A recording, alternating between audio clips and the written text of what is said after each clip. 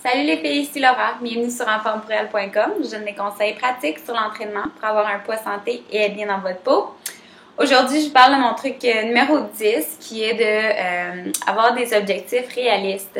Je parle beaucoup d'objectifs, mais je trouve ça tellement important. Puis c'est de là, pour moi, que tout a commencé.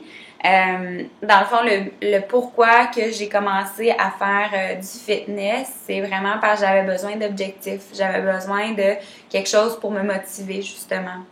Donc, vous n'avez pas besoin de tout faire du fitness là, pour être motivé, mais les objectifs peuvent varier énormément chez chacune d'entre vous. Donc, c'est important d'établir des objectifs, mais c'est aussi important qu'ils soient réalistes. Il y en a beaucoup qui se mettent des objectifs super élevés.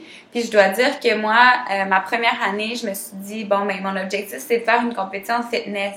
Mais ça, en fait, c'était mon objectif ultime. C'était vraiment un objectif à long terme. Mais il faut aussi avoir des objectifs à plus court terme pour que justement on reste motivé. Parce que, par exemple, moi, je suis quelqu'un de même. Si je sais que c'est juste dans 6 mois ma compétition, ça va tout me prendre pour rester motivée pendant ces 6 mois-là. J'ai besoin de d'autres petites choses qui vont me garder pour rester motivée, dans le fond, à faire ça. Donc, ce que je voulais dire par réaliste, j'ai écouté justement un reportage hier qui parlait de l'obésité chez les États-Unis. Aux États-Unis, c'est incroyable, comme ça n'a même pas de bon sens. Dans le fond, j'ai pas besoin de vous le dire, vous le saviez probablement déjà, mais c'est quand même aussi répandu au Canada. Peut-être pas autant, mais on n'est pas loin, là, parce que les habitudes sont pas mal similaires. Tout ce qui est fast-food, la vie sédentaire, c'est très commun. C'est plus rare les emplois qui sont actifs, donc serveur, construction, infirmière. Ça, c'est quand même considéré très actif. Donc, faut juste mettre un peu moins d'emphase sur tout ce qu'on a autour de nous, OK? Fait que comment qu'on va faire ça? C'est d'établir des objectifs réalistes. Réalistes, comme les femmes le disaient, c'était un reportage de femmes qui ont perdu une centaine de livres. C'était vraiment intéressant de voir ça parce que c'est une perspective complètement différente de quelqu'un qui veut perdre 15, 20 livres. Tu sais, 100 livres, c'est énorme, là. Fait qu'ils ont besoin de s'établir des objectifs pour justement être capable de continuer. C'est sûr que plus qu'on va perdre du poids, plus qu'on va être motivé parce qu'on adore le résultat, on est super satisfaite, on est contente. Mais de là encore, faut pousser un petit peu plus pour que ça soit atteignable.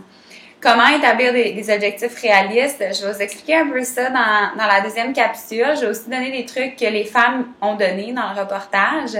Puis, c'est des choses que moi, je faisais déjà un peu avant, mais ça vous met un petit peu une perspective de quelqu'un qui veut perdre beaucoup de poids, qui commence de plus loin.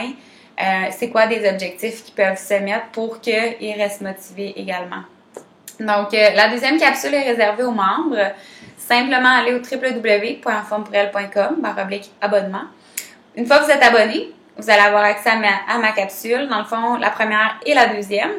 6 fois par semaine, donc 12 capsules par semaine. Et en plus, vous avez un programme d'entraînement de Maxime Saint-Onge, qui est mon entraîneur à moi. Puis dans le fond, vous allez avoir ça à tous les mois. Donc, c'est super bon. Au moins d'avoir un programme, savoir la structure de ce que vous faites, puis également de savoir le plus juteux de mon information à tous les jours. Donc, sur ce, je vais vous voir dans 2 petites secondes avec la deuxième capsule. À tout de suite!